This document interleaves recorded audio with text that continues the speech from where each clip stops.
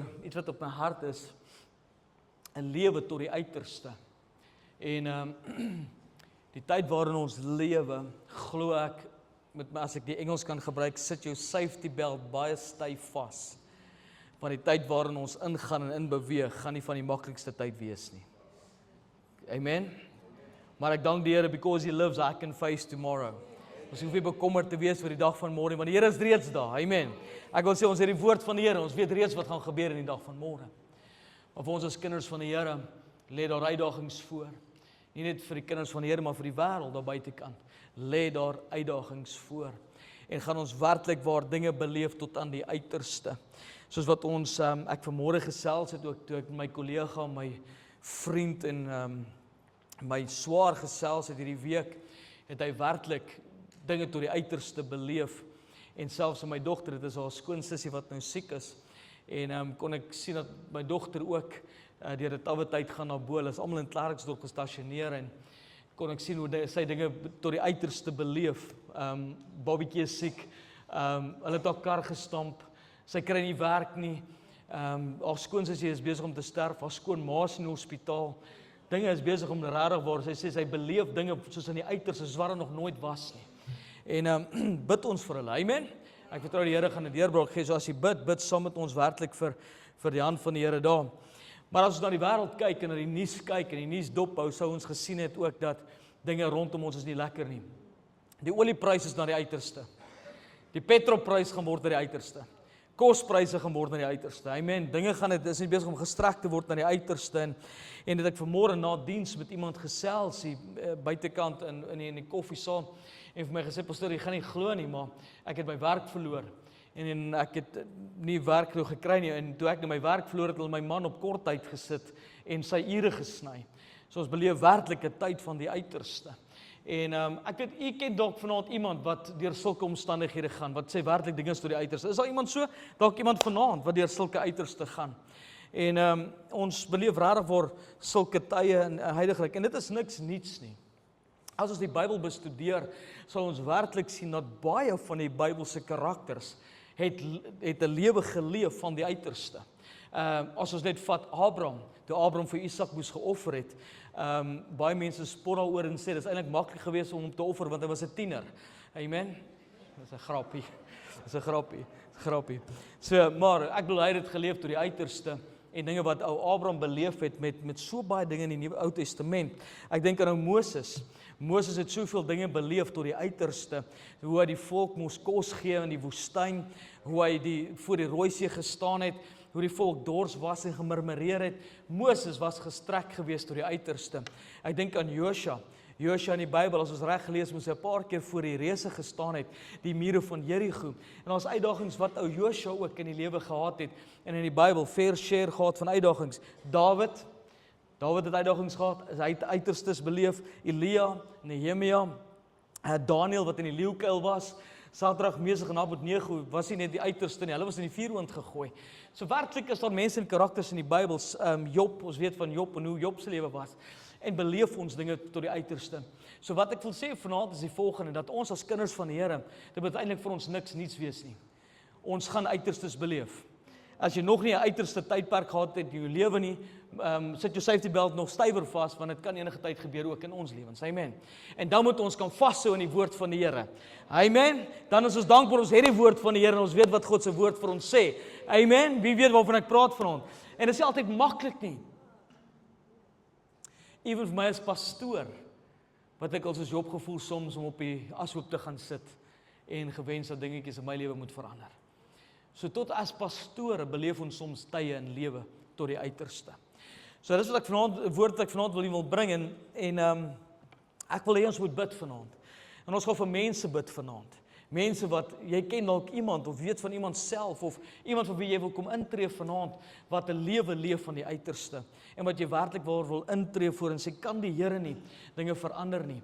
En ja, ons dink aan 'n paar mense ook self en ons vertrou die Here. Goed.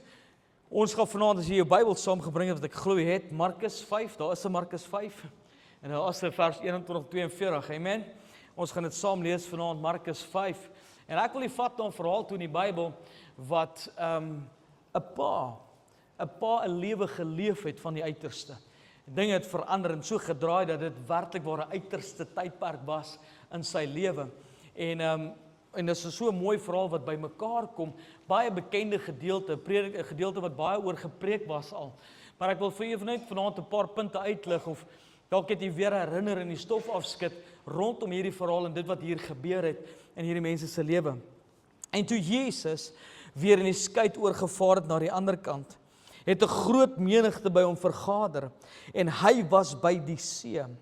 En daar kom een van die owerstes van die sinagoge met die naam van Jairus.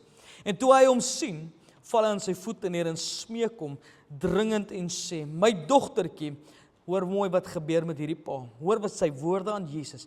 "My dogtertjie is op haar uiterste." My dogtertjie is op haar uiterste.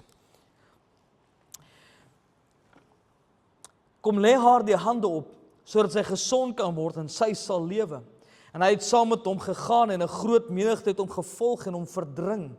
En 'n sekere vrou, wat 12 jaar lank bloedvloeiing gehad het en veel onder baie geneeshede gely en al haar besittings uitgegee het sonder om enige baat te vind, maar eerder erger geword het van Jesus gehoor en onder die skare van agter gekom en sy kleed aangeraak.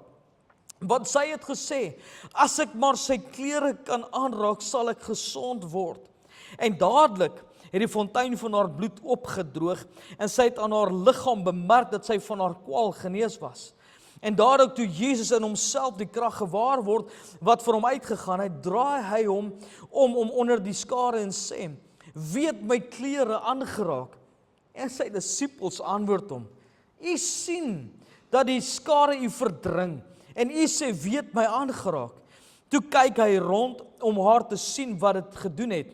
Die vrou wat gevrees en gebeef het, omdat sy wis wat met haar gebeur het, kom toe en val voor hom neer en vertel hom die hele waarheid.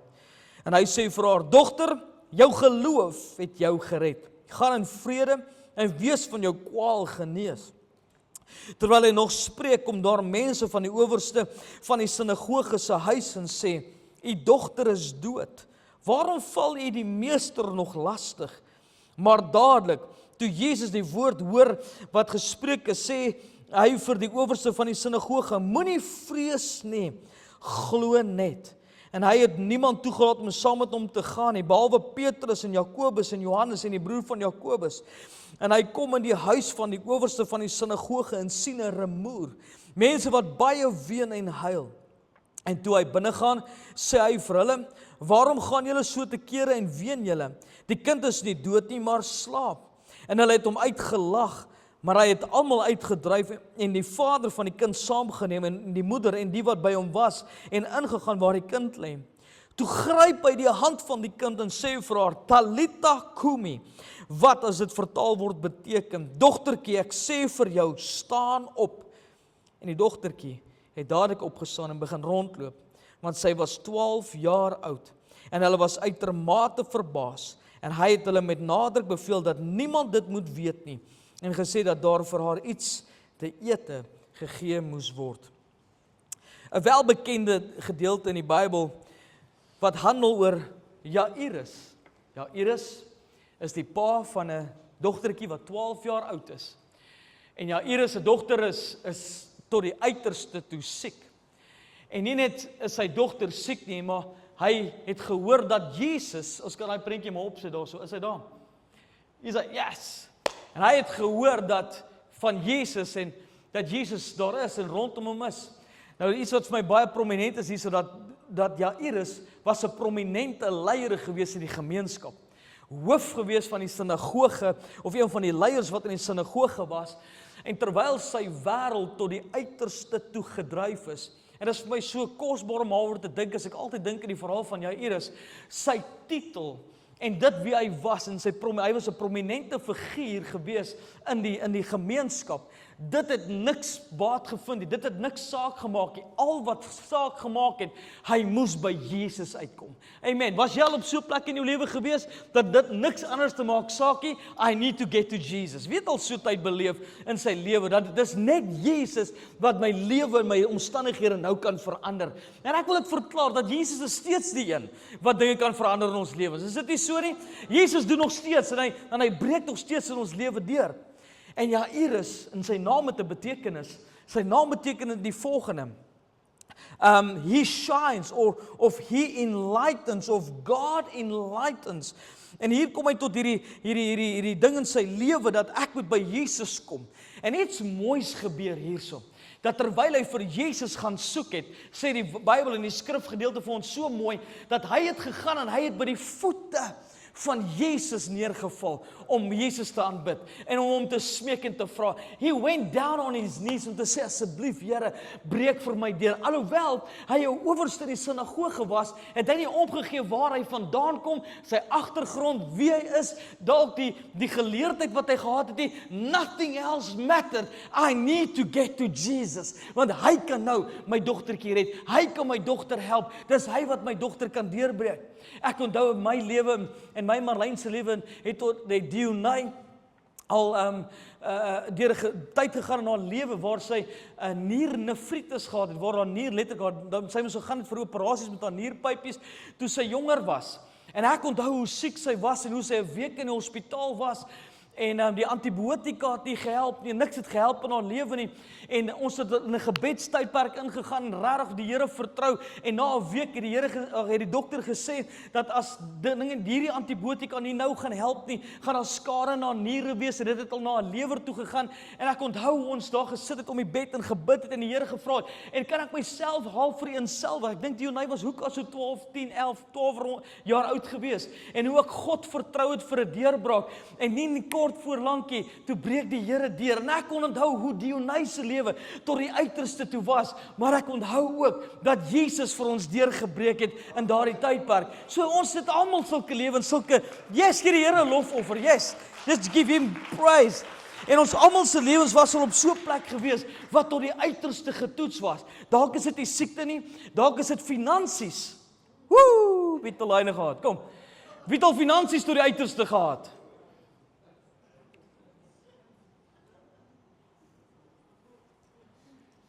Finansies tot die uiterste.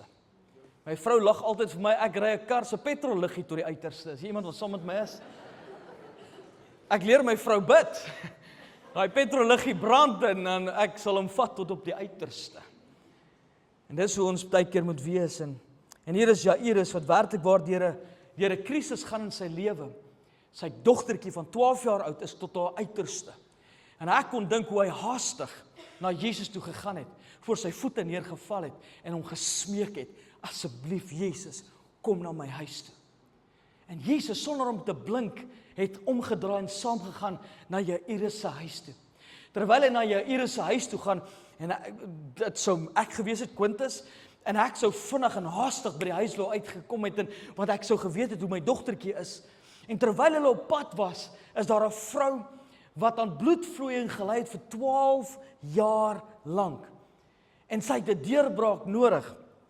Die Bybel sê Markus 5:26, en sy was by veel onder baie geneeshere gelei, al haar besittings uitgegee, het sonder om enige baat te vind, maar eerder erger geword.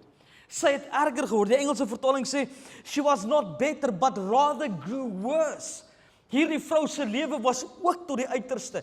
Dit het net slegter en slegter gegaan. Ek love dit tot ewen wat Lukas skryf, want Lukas het dit ook opgeteken. En Lukas wat 'n dokter was, het die volgende gesê. Lukas sê dat niemand kon haar help nie. Selfs as Lukas, wat die dokter was, gesê het, niemand kon daai vrou meer help nie. En sy het op die plek gekom in haar lewe, waar sy 'n deurbraak en 'n antwoord nodig gehad het. En sy het gesê, ek moet, en ek love it wat die Bybel sê, sy het 'n gedagte gehad, she had a thought, as ek net aan sy soem kan aanraak, as ek net by Jesus kan aankom, ek wil net by Jesus kom, dan gaan dinge in my lewe verander.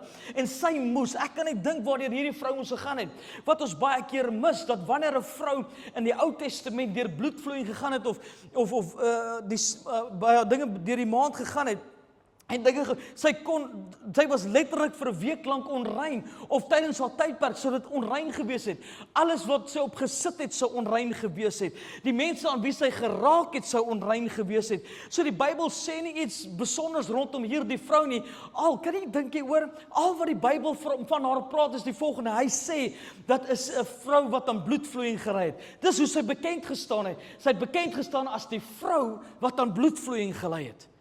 Ek wonder in die gemeenskap, hoe dit dalk met haar gewees het. Sou sy dalk in die gemeenskap ook bekend gestaan het net as die vrou wat aan bloedvloeiing gelei het. En sy het hierdie krisis beleef in haar lewe. En ek wonder as sy 'n man gehad het, sou sy nie by haar man kon kom nie. As sy kinders gehad het, sou sy nie haar kinders kon druk nie. Sy het letterlik 'n lewe geleef tot die uiterste. En hier is hierdie vrou en sy sê, ek moet by Jesus uitkom. Die Bybel sê, praat niks van haar naam nie. En sy het gehoor van Jesus. Die Bybel sê, sy het gehoor dat Jesus die een is wat deurbraak gee.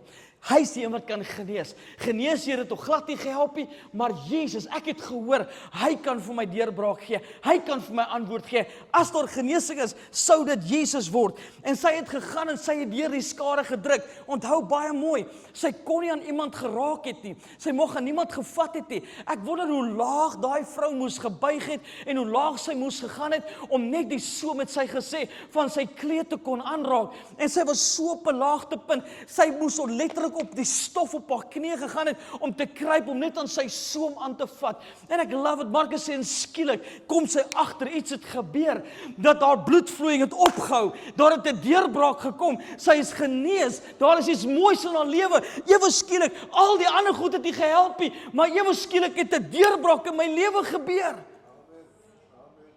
En ek dink jy hoor, 'n deurbraak in haar lewe, het die dood van Jairus se dogter beteken. Jairus, want nou is hy haastig. Hy wil by Jesus, hy wil by sy huis uitkom, kom Jesus, en hier is hierdie vrou nou ewe skielik wat hom pla, en hy moes ewe skielik tot hy stop kom in sy lewe, en gewag het, maar Jesus is nou eers besig met hierdie vrou. Dit was dalk nie haar beurt gewees nie, maar dit was haar tyd gewees. Dit was Jairus se beurt, en hy was op pad na Jesus toe, maar Jesus stop, ek love it, dat Jesus stop, enige plek, ek ook daaroor dink ook, think about this, mag ek gou die posknopie net hier druk, want elke keer as Dok Raymond hieroor praat, raak ek so opgewonde. Lukas 24, het jy ooit daaroor gedink, dat Jesus kies, om met twee Emmausgangers, om met hulle toe, die Bybel sê so mooi, hulle het hooploos, hulle het so gehoop, dat het Jesus was, wat die Messias sou gewees het. So is twee mense wat gestap het, en hulle het hoop verloor, hulle het nie meer hoop gehad nie, en die rigting wat hulle ingestap het, as jy kyk geografies, waar het sou gewees het, sou dit gewees het in die rigting waar die son gesak het. Dit sou vir hulle donker gewees het. Daai twee mense het letterlik hulle rug gedraai op die kruis, op Jerusalem, hulle het hulle rug gedraai op die gebeure wat gebeur het, op die disippels, en hulle het gestap in 'n hopelose situasie. En toe Jesus met hulle ontmoeting gehad het, Jesus kies om met twee hooplose mense 'n ontmoeting te hê, halleluja, mense wat hoop verloor het, Jesus verskyn aan hulle, en toe hulle met Jesus ontmoeting gehad het die Bybel gesê, dat hulle harte was brandend gewees, en hulle draai om, en ek sien hierdie prentjie, gaan check dit uit, maak jou geografiese kaart oop, die rigting wat hulle sou gestap het nou, is die rigting van die kruis, is die rigting van die lig, is die rigting van die disippels in die bofortrek, hulle sou in daai rigting gestap het. Is dit nie mooi dat Jesus vir hulle deurgebreek het nie? Dis 'n preek vir 'n ander dag. Nou, ek wil terug by Jairus kom. Ek moet sê as ek so min geleentheid kry om te preek, dan ek baie preke wat ek in een moet indruk. Halleluja. So hier is die ding. En Jairus is op pad na sy huis toe, en sy dogtertjie is tot die uiterste. En hierdie vrou stop, en Jesus stop, en hy praat eers met 'n vrou, wat vir 12 jaar lank, hierdie vrou, se bloedvloeiing het begin, die dag toe Jairus se dogtertjie gebore was. Die Bybel praat van 12 jaar was sy oud, en 12 jaar lank het die vrou gesukkel, aan bloedvloeiing. Preek vir 'n ander dag, ons gaan nie op dit konsentreer nou nie. En ek wonder hoe Jairus moes gevoel het, toe hy gesien het, dat hierdie vrou se deurbraak het gekom. Haar lewe is verander en myne is tot die uiterste hierdie kant. Het jy al sulke situasies gehad waar die Here ander mense bless, die Here ander mense se deurbraak gee, en jy wonder, Here, wanneer is dit myne? Wanneer is dit my beurt? Was jy al so, kom nie so skei heilig wees, ek was al daar. Halleluja, ek was al daar. Ek het al gewonder, Here, wanneer is dit my beurt? Nie in hierdie kerk, ek praat van Potch. Daar waar ek vandaan kom. So gewag dat die Here vir my moet antwoord. Dat die Here deurbraak vir my moet gee. Kan ek net gou vinnig getuig, net gou vinnig die posknoppie weer hier druk. Mense, dan die dag toe ek getuig het van die huis wat ons gekry het vir die eerste keer in 23 jaar. Het die Here vir ons, en hier is my vrou vandag wat saam met my getuig. Ons het 'n lysie gehad vir wie ons gebid het, wat ons gebid het. En een van die dinge waaroor ons gebid het in ons lewens, is om ons eie huis te kan besit. En kan nie glo, my broer is 4 jaar jonger as wat ek is. Toe hy net uit die skool uit is, toe koop hy vir hom 'n splinternuwe kar. Toe hy uit die skool uit was, toe 'n paar jaar daarna, toe koop hulle vir hulle 'n huis. En ek sê tog, Here, maar ek is die ou boet. Ek wil soos Kain en Abel om een kant toe vat en om uit gaan sorteer, verstaan? Dis ook gevoel het in my lewe, wat, hoekom bless die Here ander? Maar die Here bless nie vir my nie. Here, ek is dan tog 'n pastoor. Here, wanneer kom daai antwoord vir my? Wanneer breek jy vir my deur? Kan ek dit sê? Al wag jy 23 jaar vir 'n antwoord van die Here af, is nie te sê dat God van jou vergeet het nie. He has never forgotten about you. Hy weet nog steeds waar jy gaan. En hy weet die perfekte plan, perfekte tyd, perfekte tydsberaming vir elkeen van ons se lewe. Halleluja. Al lyk dit vanaand asof die Here ons nie wil bless nie. Here, waar is hy? En hier stop Jairus en sy lewe is besig. Het is gedruk tot die uiterste toe. En hierdie stop die Here en ek wonder, sou hy dalk op hete kole wou trap en gewonder, Here, maar kom, ons moet by die huis kom. Dinge is besig om te verander. Asseblief. En hier is Here besig om te verander, hierdie vrou se lewe radikaal te verander. En dan sy gaan huis toe en hy sê vir haar, jou geloof het jou gered. Soms is daar tydperke in ons lewens wat ons moet wag. 'n Wagtydperk, al is dit 'n jaar, 2 jaar, soms breek die Here gou deur. Wie het al gou oomblikke gehad wat God deurgebreek het, vinnig deurgebreek het, maar wie het ook al wagtydperke gehad? En die Bybel sê so mooi, dit lydsaamheid. Ons lewe in 'n tydperk waar ons 2-minute noodles Christendom wil toepas. Help my? 2-minute noodles. Ons is nie meer geleer om te wag nie.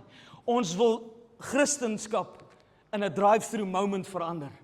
En ons is nie meer bereid om te gaan wag op die Here nie. Halleluja. Kom, sê die woord van die Here nie vir ons in Jesaja, die wat op die Here wag, kry nuwe krag nie. Amen. We need to wait upon the Lord en wag dat die Here moet deurbreek op die regte tyd. Maar ons is in 'n kitstydperk, kitslewe. Alles vinnig, alles gou. Soms is die wonderwerk leer ons bietjie van geloof. En hier stap Jairus en sy kind is dood en something happens. Weet jy wat dink ek hieroor? Terwyl Jairus met Jesus wandel, draai dinge from bad to worse. Terwyl hy op pad was met Jesus, dinge from bad to worse gedraai. En ons het altyd hierdie ding van, as ek my hart en my lewe vir die Here gegee het, is dit altyd hankie-dorie.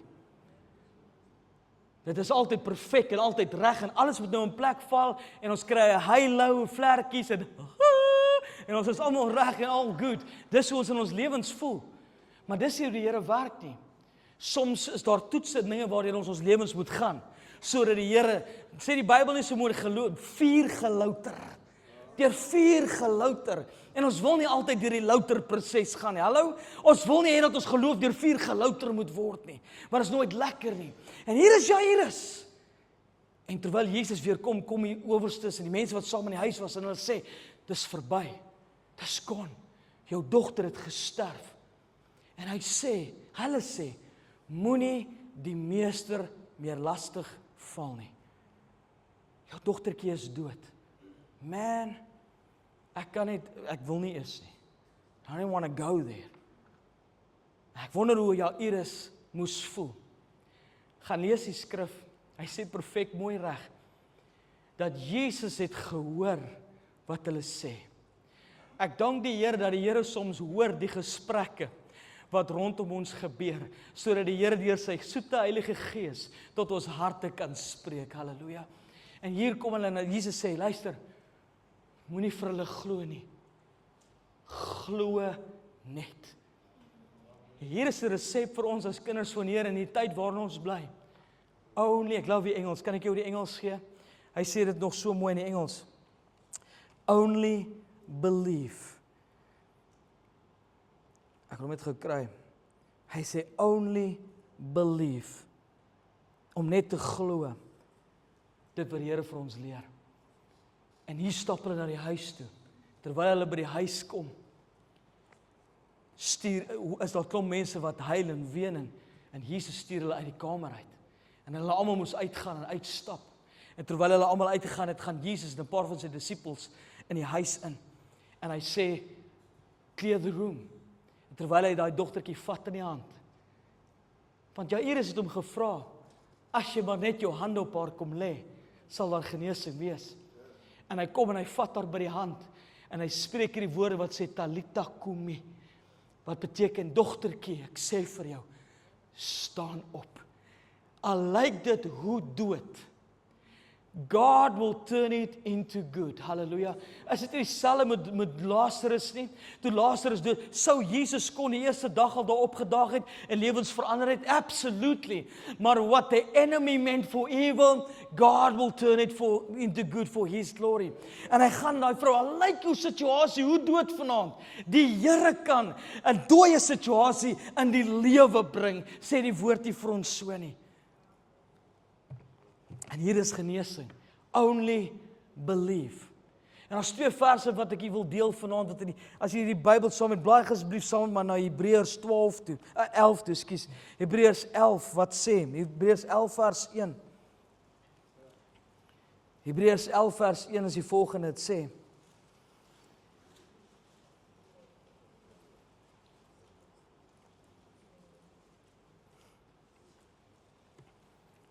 Die geloof dan is 'n vaste vertroue op die dinge wat ons hoop. Die geloof dan is 'n vaste vertroue op die dinge wat ons hoop. 'n Bewys van die dinge wat ons nie sien nie. Now faith is. Dis wat geloof is. Ek weet nie waar dit gaan dalk nie, maar ek wil hê hierdie vers moet in jou hart vasslaan. Moenie luister wat die ander sê daar buitekant nie. Only believe. Moenie luister na wat Netwerk 24 in die rapport ons vertel nie. Only believe. Ek kan nie onthou dat in die verspieders, dat 10 het teruggekom en gesê, hierdie manne lyk soos reëse in ons oë. Ons is so sprinkaan in hulle oë. Maar Joshua en Caleb het gesê, ons kan hierdie land vat, halleluja. En hulle het geluister na 'n ander verslag. Maar ek wil vir jou vanaand leer die volgende om te sê, moenie luister wat die ander sê nie. Only believe. Sê vir jou buurman, only believe. Geloof dan is 'n vaste vertroue, sê die woord van die Here. 'n Bewys van die dinge wat ons nie sien nie. En dan sê hy in vers 6, sonder geloof, vers 6, sonder geloof is dit onmoontlik om God te behaag. Sê hy nie so nie? Kom aan, sonder geloof is dit onmoontlik om God te behaag. Want hy wat tot God gaan, moet wat doen? Moet glo dat hy is. Hoor wat sê hy daar? Dat hy is. Hy is die een. Hy is die weg. Hy is die waarheid. Hy is die lewe. Hy is die een vandag wat die onmoontlike kan moontlik maak in ons lewens. Dis wie die Here is vanaand. Hy is die een. Hy sê, moet glo dat hy is. En hoor wat sê hy? En 'n beloner is vir die wat hom soek. A rewarder. God gee, kom aan kerk, ons moet, as ons na die Here toe gaan, sê die woord van die Here in Jakobus leer ons en sê, dat as ons na die Here toe gaan en bid, moet ons nie wees soos 'n man wat nie glo nie, anders is ons soos 'n boot, wat deur die golwe rondgeslinger word, so dubbelhartige mens. Maar as ons na hom toe gaan, moet ons glo dat hy is. Ek wil vanaand sê dat God is steeds die een wat die bonatuurlike in ons natuurlike kan bring. Ek wil dit weer sê. God is steeds die een wat die bonatuurlike in ons natuurlike kan bring. Only believe. Only believe.